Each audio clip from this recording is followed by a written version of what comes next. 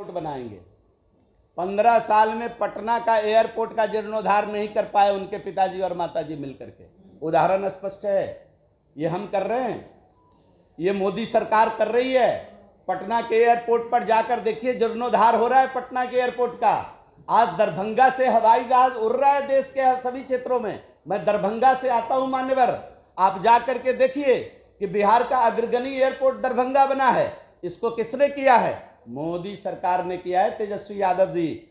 और आप जो झूठ का पुलिंदा बांध रहे हैं, आपके माता पिता से पटना एयरपोर्ट का जीर्णोद्धार 15 वर्षों में नहीं हो पाया, और आप सब्जबाग दिखाने निकले हैं कि हम 5 एयरपोर्ट बिहार में बनाएंगे।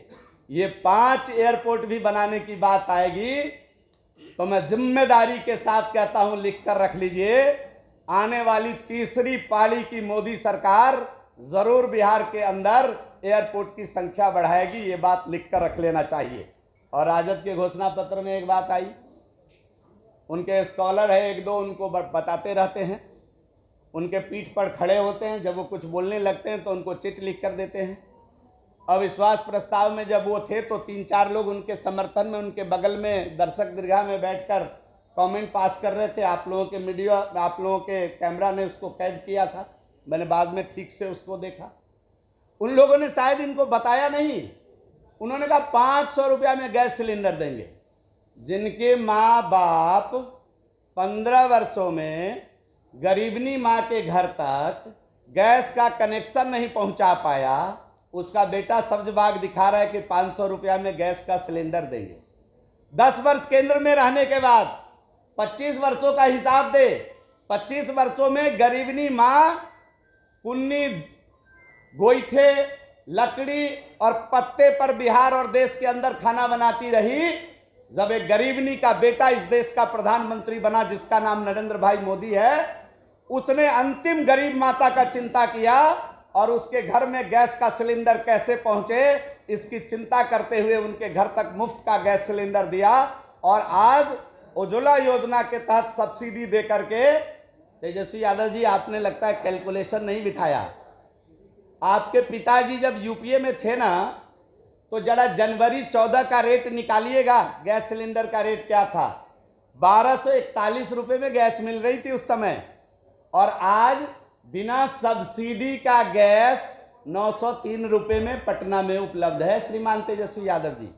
और जब उज्ज्वला योजना में हम लोग सब्सिडी देते हैं ना श्रीमान तेजस्वी यादव जी, तो उसका रेट लगभग 450 रुपए आ जाता है। आपको मालूम नहीं होगा, जरा पता करवा लीजिएगा इस बात को। और हद तो तब हो गई कि मैं देख रहा था केजरीवाल साहब की नकल करके इन्होंने लिखा 200 यूनिट बिजली हम फ्री देंगे। जिनके पिताजी और माताजी के शासनकाल में बिजली रानी कब आती थी और कब जाती थी मालूम नहीं चलता था। बिजली के तार पर कपड़े सुखाने का काम हो रहा था, वो 200 यूनिट बिजली फ्री देने की बात कर रहे हैं। जब एक गरीब का बेटा, एक चाय बेचने वाले का बेटा, जब एक गरीब का बेटा, एक गरीबनी का बेटा इस देश का प्रधानमंत्री बना, तो उसने इस देश के हर एक गरीब परिवार का चिंता किया कि इस देश के अंतिम व्यक्ति के घर में बिजली का बल्ब कैसे जले, और जले ही नहीं 22 घंटे तक उसको बिजली का बल्ब जलता हुआ मिले और गर्मी में पंखा चलता हुआ मिले। जब इसकी चिंता किया तो आपको याद आई 200 यूनिट बिजली फ्री देने का। आप अभी तक कहां सोए हुए थे? आपके शासनकाल में लोगों तक बिजली नहीं पहुंची। और जब पीएफ कटता है संगठित क्षेत्र के अंदर, तो कोविड काल के बावजूद, नोट करिएगा हमारी इस बात को, कि कोविड काल के बावजूद दुनिया भर में भारत अव्वल रहा है कि 17 से लेकर 23 तक 5.28 करोड़ ईपीएफओ इंडेक्स पर पीएफ का रजिस्ट्रेशन हुआ है। मतलब स्पष्ट है तेजस्वी जी कि लगभग 5.25 करोड़ नए लोगों को रोजगार मिला है। और आपके जमाने में क्या होता था? एक जेब में रखने वाला मोबाइल भी बाहर से बनकर आता था। आज मोबाइल बनाने में भारत दुनिया का दूसरा सबसे बड़ा निर्यातक देश है, और हम यहां मेक इन इंडिया के तहत देश के अंदर रोजगार सृजन किए हैं। बड़े पैमाने पर मल्टीनेशनल कंपनी आज रोजगार क्रिएट कर रही है। और संगठित क्षेत्र में, अगर संगठित क्षेत्र में 5.28 करोड़ रोजगार केवल 17 से लेके 23 तक 6 वर्षों में भारत सरकार ने, मैंने इसलिए केवल इस पीरियड का डाटा आपको दिया कि ये कोविड काल भी था, और इस पीरियड में भारत सरकार ने अगर 5.28 करोड़ नौकरी खड़ा करने का काम किया संगठित क्षेत्र के अंदर, तो असंगठित क्षेत्र में एक जनरल आंकड़ा है कि असंगठित क्षेत्र में संगठित क्षेत्र की तुलना में 3 गुना रोजगार खड़ा होता है। और इतना बड़ा रोजगार सृजन का काम भारत की सरकार ने किया है।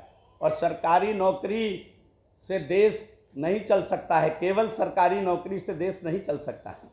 रोजगार सृजन से देश चलेगा, स्वरोजगार सृजन से देश चलेगा।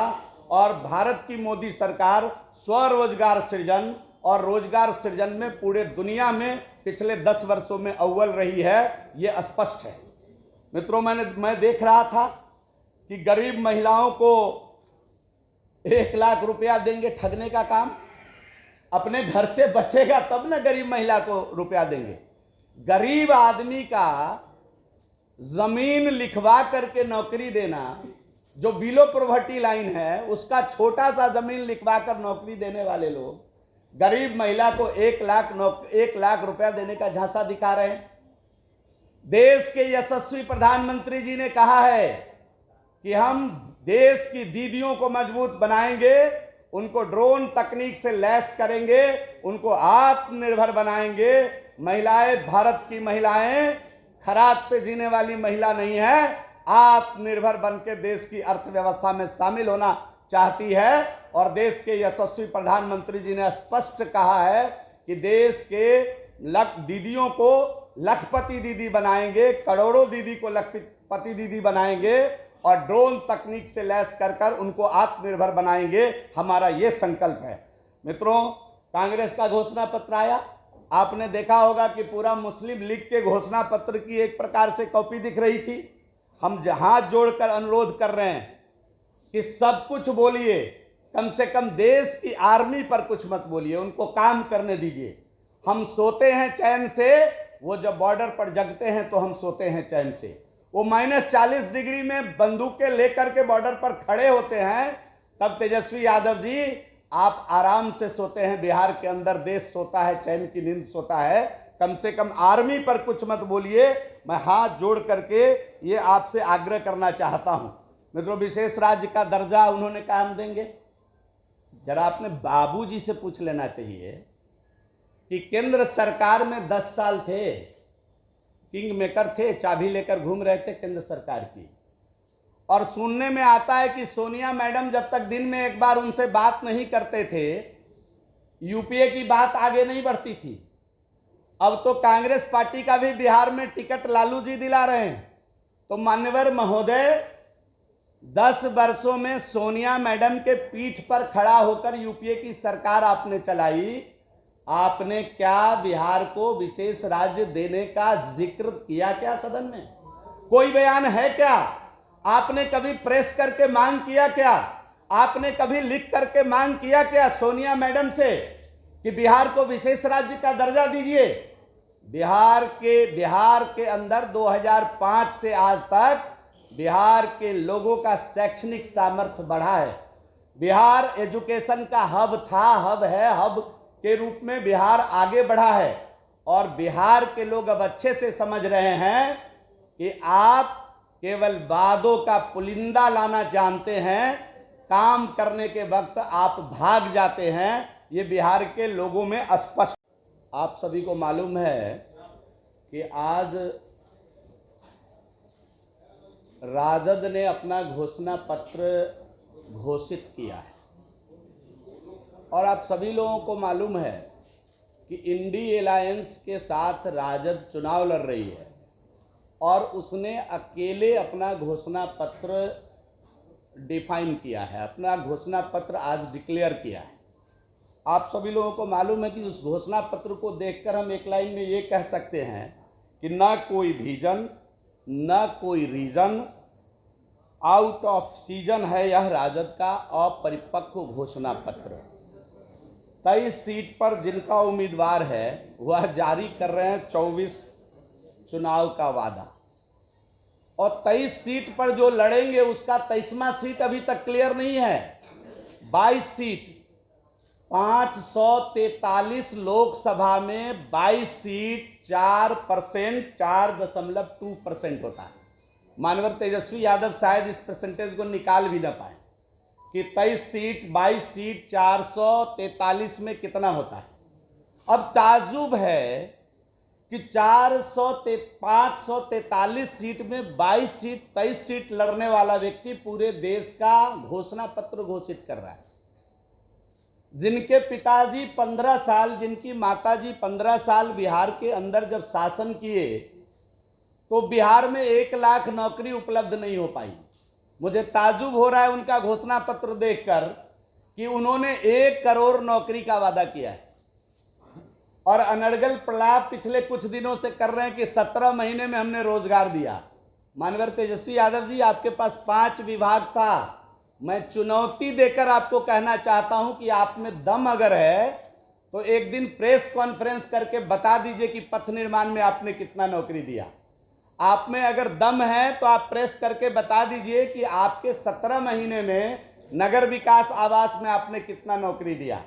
आप में अगर दम है तो आप बता दीजिए कि आपने पर्यटन में 17 महीने में कितना नौकरी दिया। आप में अगर दम है तो ग्रामीण कार्य में आपने कितना नौकरी दिया, ये बता दीजिए। 5-5 विभाग लेकर आप बिहार के अंदर 17 महीने सरकार चलाने का काम किया। आप बता दीजिए 17 महीने में आपके इन 5 विभागों में कितनी नौकरियां खड़ी की गई। ये आप एक दिन प्रेस करके लोगों को बताने का काम करिए। महोदय, 1 करोड़ नौकरी देने का उन्होंने वादा किया है। अब जिनके माता पिता अपने परिवार की नौकरी से बाहर कोई नौकरी दे नहीं पाए, परिवार के आरक्षण के बाहर कोई आरक्षण नहीं दे पाए, जिनके माता पिता छपरा की बेटी को घर से निकालकर अपनी बेटी को छपरा में लॉन्च करने का निरर्थक प्रयास कर रहे हैं, उनके पुत्र ने विजन वादा किया है 24 में 23 सीट पर चुनाव लड़के वादा किया है कि हम 1 करोड़ नौकरी देंगे। उनको शायद मालूम नहीं होगा कि 2004 से 14 तक उनके पिताजी केंद्र के यूपीए सरकार में किंग मेकर की भूमिका में थे, और 4 से 14 तक कुल सरकारी नौकरी केंद्र के अंदर केवल 6 लाख आई, और भारत की वर्तमान सरकार पिछले 8-9 वर्षों में 10 लाख से अधिक नौकरी, सरकारी नौकरी भारत के अंदर देने का काम किया। और आप सभी लोगों को मालूम होगा कि 10 लाख से अधिक सरकारी नौकरी इस समय भारत सरकार के पाइपलाइन में है। देंगे बाबूजी, ऐसा उन्होंने अपने घोषणा पत्र में लिखा है। उनके मंत्री इस्तीफा देकर मंत्रिपरिषद से बाहर आ गए, याद है ना आप लोगों को? सुधाकर जी नाम था उनका, अभी चुनाव लड़ा रहे हैं। उनको बड़ी मुस्तैदी से बक्सर के अंदर 3 लाख वोट से हारेंगे, लिख कर रख लीजिए आप ये बात आज, और बड़ी मुस्तैदी से चुनाव लड़ा रहे हैं एमएसपी के मुद्दे पर। वो रिजाइन करके सरकार से बाहर आ गए। तेजस्वी यादव जी, आपने तब तो कुछ भी नहीं बोला। आप बोलते ना कि एमएसपी लागू करना होगा। ये मोदी की सरकार है कि आज 2275 रुपए क्विंटल बिहार के अंदर गेहूं किसान बेच रहे हैं। ये मोदी की सरकार है। एमएसपी किसानों को देने का काम, किसानों की आमदनी बढ़ाने का काम मोदी सरकार ने किया है। मोदी सरकार है जो आज गरीब किसानों तक 6,000 रुपया 2-2 हजार की किस्त में पहुंचा रही है। ये मोदी की सरकार है जो किसान के खेत तक बिजली से पानी कैसे पहुंचे, हर घर बिजली पहुंचाने के बाद अब किसान के खेत को भी बिजली पहुंचा रही है, और बिल्कुल लगभग मुफ्त सा बिजली आज किसानों के खेत को मोदी सरकार पहुंचा रही है। ये हमारे काम है तेजस्वी यादव जी। आप तो देश के 4% सीट पर चुनाव लड़ रहे हैं और बात 100% वाली कर रहे हैं। जरा कांग्रेस के महाराज से पूछ तो लिए होते कि मैं ये घोषणा पत्र जारी कर रहा हूं, करूं या ना करूं। जरा कांग्रेस के महाराज से पूछ तो लिए होते कि इस घोषणा पत्र को कल आप मानेंगे कि नहीं मानेंगे। आपकी सरकार, आपका लिख कर रख लीजिए, आज मैं बड़ी जिम्मेदारी के साथ यहां बैठकर ये बात कह रहा हूं कि आप पिछली बार 0 पर थे बिहार में, इस बार भी आप 0 पर रहेंगे बिहार में।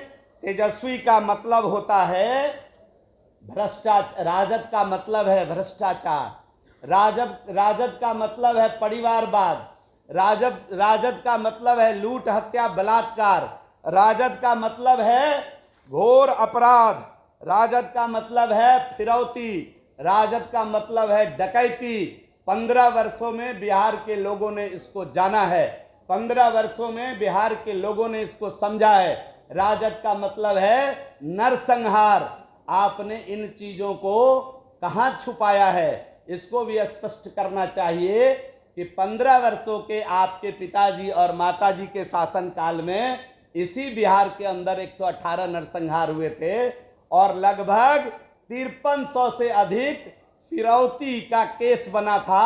लोगों को अपहरण करके अच्छे अच्छे डॉक्टर बिहार छोड़कर चले गए, अच्छे अच्छे व्यवसायी बिहार छोड़कर चले गए। नौकरी तेजस्वी यादव जी आएगा कहां से? रोजगार देने वाले बिहार छोड़ते हैं। जब जब आपकी सरकार आती है रोजगार देने वाले बिहार छोड़ते हैं। कुल मिलाकर मित्रों, ये झूठ का पुलिंदा है, ये असत्य की सामग्री है। राजद का पूरा घोषणा पत्र असत्य की सामग्री है। जिस एनडीए ने बिहार के अंदर, जब हम लोग सरकार में थे, 4,38,000 नियुक्तियां हम लोगों ने फाइनल किया। सरकार चली गई, 6 फेज की बहाली, आप सभी मित्रों को मालूम होगा कि नियोजन के माध्यम से हम लोगों ने 6 फेज की बहाली शिक्षकों की कर दी थी। 7वें फेज की बहाली के समय वीपीएससी के माध्यम से मुख्यमंत्री जी ने निर्णय लिया और बिहार के अंदर बड़ी संख्या में बहाली हुई। ढिढोरा पीट रहे हैं कि हमने नौकरी दे दिया। महोदय, मैंने पहले सवाल किया आपसे कि महोदय जरा पथ निर्माण में बता दीजिए कितनी नौकरी आपने दी। महोदय जरा आप नगर विकास आवास में बता दीजिए आपने कितनी नौकरी दी। मान्यवर आप जरा बता दीजिए पर्यटन में थे कितनी नौकरी दी। हम तो पर्यटन, आश्चर्य लग रहा है, मुझे हंसी आ रही है, हम तो पर्यटन का भी वादा देखे, घोषणा पत्र देखे हैं। जो आदमी पर्यटन का घोषणा पत्र में देखा, 17 महीने पर्यटन में रह के बिहार के अंदर एक नया काम जिस व्यक्ति ने नहीं किया, वो पर्यटन का वादा कर रहा है। तो ये झूठ का पुलिंदा है, ये